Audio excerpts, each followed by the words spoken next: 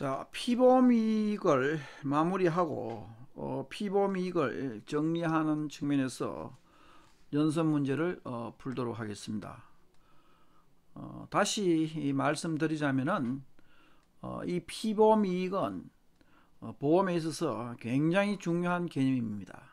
특히 이 피보미익이라 하는 것은 보험계약 자체가 사형적인 요소를 가지고 이 도덕적인 그 위태에 굉장히 취약한 측면이 있기 때문에 이를 방지하기 위해서 두고 있고 또 절대 보험 사고를 통해서 이익을 볼 수 없다 하는 입장에서의 굉장히 중요한 개념이기 때문에 모든 손해보험 일반에 있어서 다 소위 적용되는 하나의 이 원리, 또 이 피보미익에 따라서 손해보험의 어떤 원리가 적용된다고 볼 수 있기 때문에 굉장히 중요합니다. 자, 이것은 나중에 우리가 수업 시간에 다시 한번 또 정리할 필요가 있는데, 먼저 1번에 자, 피보미익의 개념으로서 피보미익에 관한 설명으로서 적합하지 못한 것은, 자, 정답은 무엇입니까? 보험계약을 체결할 수 있는 혜택 또는 권한, 권리라고 이야기할 수 있겠죠.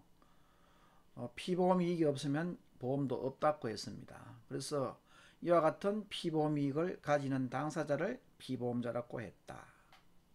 그 다음에 보험 목적물에 대해서 금전적 또는 정신적 이해관계를 가질 경우이다. 자, 우리가 정신적 이해관계는 안 된다 그랬죠. 우리가 피보험이익의 요건으로서 경제성, 확정성, 적법성 이야기를 했었습니다. 그래서 정답은 3번이 되겠습니다.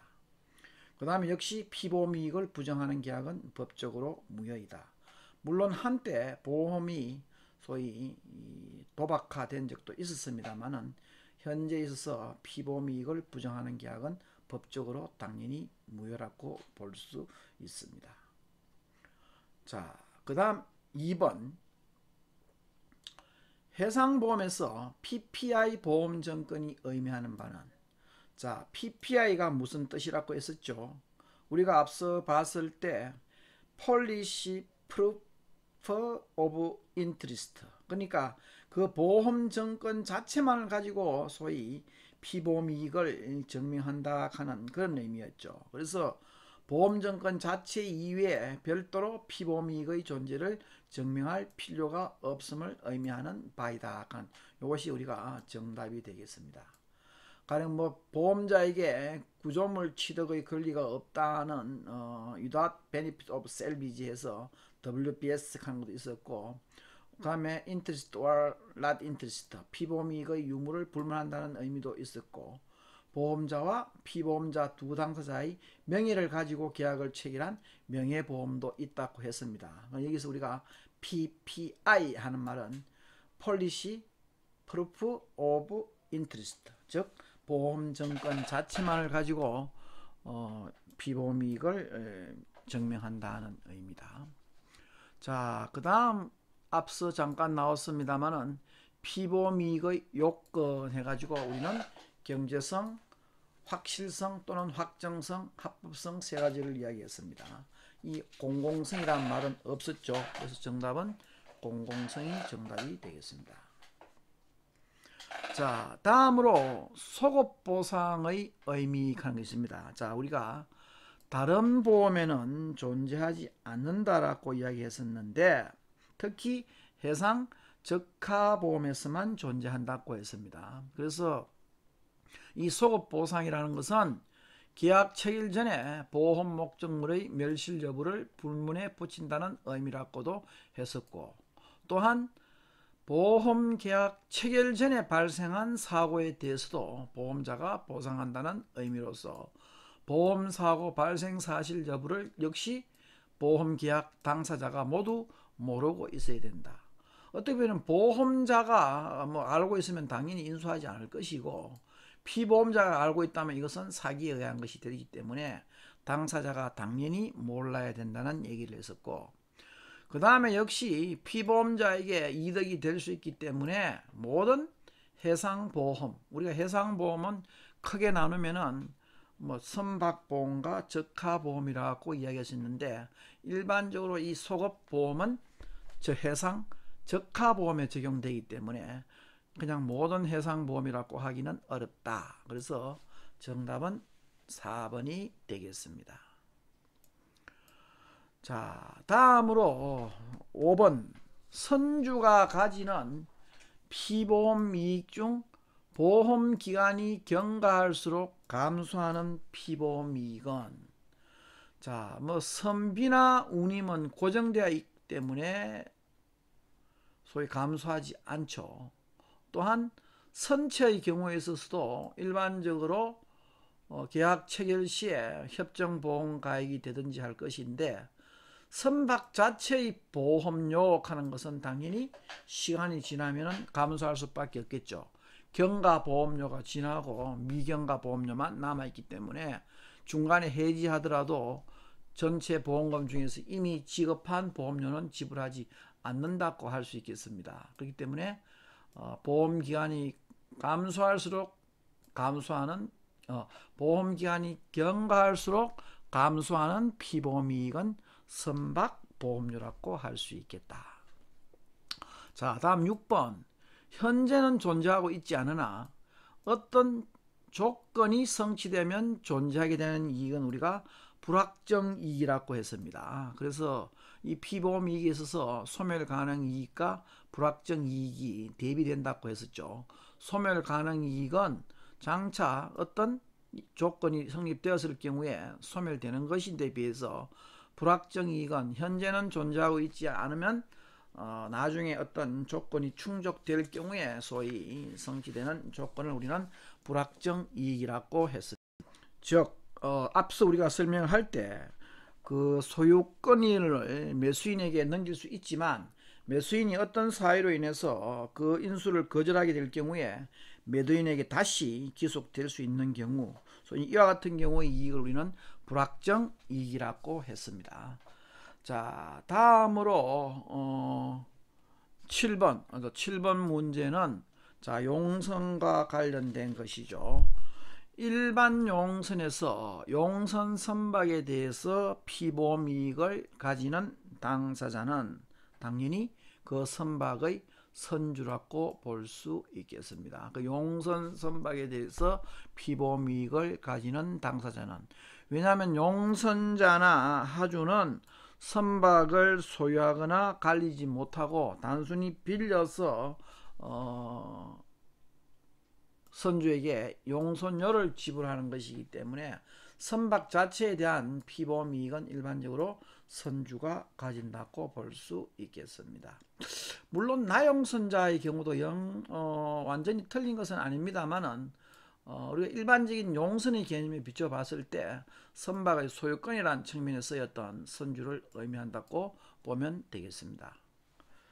자, 그 다음 8번으로 다음 당사자들이 가지는 피보험 이익 중에서 그 성격이 다른 하나는, 자, 우리가 나오는 자, 그래서 이 다음 당사자들이 가지는 피보험 이익 중에서 그 성격이 다른 것은 이 포획자나 압류자나 운송인의 경우에 있어서는 소위 현재는 존재하지만 그 외부의 어떤 조건이 성취될 경우에 소멸하게 되는 이익을 우리는 소멸 가능 이익이라 그랬는데, 이 포획자, 압류자, 운송인의 경우에는 바로 소멸 가능 이익의 당사자라고 볼 수 있겠습니다.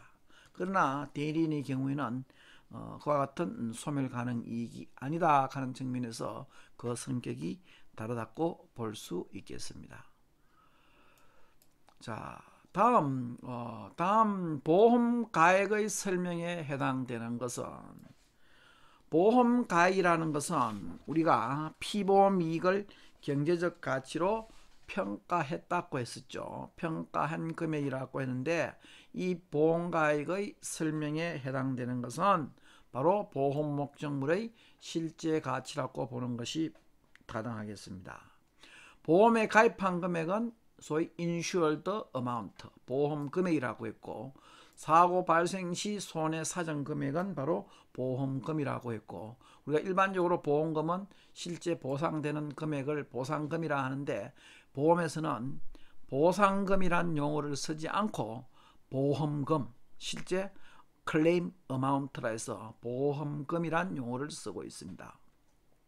그래서 정답은 보험 목적물의 실제 가치가 되겠고, 다음 10번에 선박의 법정 보험 가액을 산정할 때 정하는 기준으로 적합한 것은, 자, 앞서 우리가 협정 보험 가액과 법정 보험 가액에 대해서 이야기를 했습니다. 그래서 협정 보험 가액이 적용되지 않을 경우에는 법정 보험 가액이 적용된다 그랬는데, 선박의 경우에는 보험자의 책임이 시작되는 시점의 가액이라고 했었죠. 그렇기 때문에 선박의 경우에는 이와 같이 보험자의 책임이 시작될 때 그 가액이 법정 보험 가액이라고 볼 수 있겠습니다. 자, 그 다음 11번 문제. 보험 가액이 보험 금액을 초과하는 경우는 뭐라고? 즉 보험 가액이 보험 금액을 초과하는 경우, 초과 보험이라 하면 안 되겠죠. 왜냐하면 보험 가액이 보험 금액보다 더 크기 때문에, 즉 보험 금액이 보험 가액보다 적기 때문에 우리는 이것을 뭐라고 한다? 일부 보험이라고 한다. 보험 가액을 초과할 경우에는 오버 인슈런스, 보험 금액이, 그 다음 보험 금액과 보험 금액이 같을 경우에는 전부 보험, 그 다음 이 보험 금액의 합계액, 즉 둘 이상의 보험 계약에서 그 보험 금액의 합계액이 보험 가액을 초과하는 경우는 중복 보험이라고 했습니다.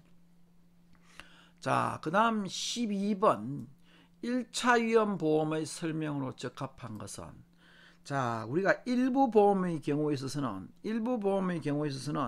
그 보상하는 방식이 비례 보상 방식이 있고 1차 위험 보험이 있다 했습니다. 그래서 보험 가액과 보험 금액을 비교하여, 즉 보험 금액의 보험 가액에 대한 비율로서 보상하는 것은 우리가 비례 보상 방법이라 했고, 보험 금액의 범위 내에서 실제적인 손상을 보상하는 방식은 우리가 1차 위험 보험이라 그랬죠.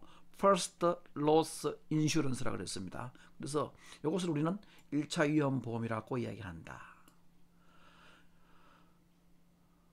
자, 그 다음 보험 금액에 상관없이 무조건 비례 보상하는 방식, 좀 이상하죠. 그 다음에 보험 금액과 보험 금액을 비교해서 실손 보상하는 방식도 좀 이상합니다. 자, 그 다음, 자, 마지막 문제겠는데, 중복보험의 성립 요건으로 볼 수 없는 것은, 자, 앞서 우리가 중복보험의 성립 요건으로서 5가지를 설명을 했습니다.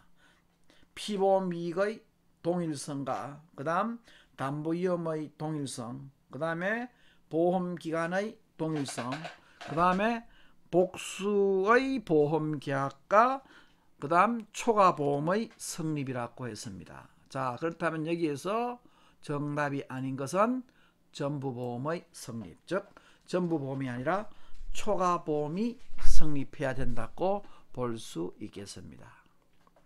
자, 이상으로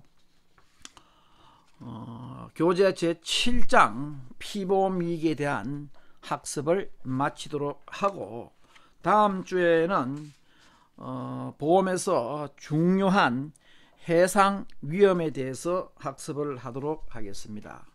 특히 보험에서는 위험과 손해라는 인과관계론이 굉장히 중요한데, 특히 이제 그런 측면에서 우리 해상 위험에는 어떤 것들이 있는가에 대해서 학습을 하도록 하겠습니다. 7주차 수업 대단히 수고하셨습니다.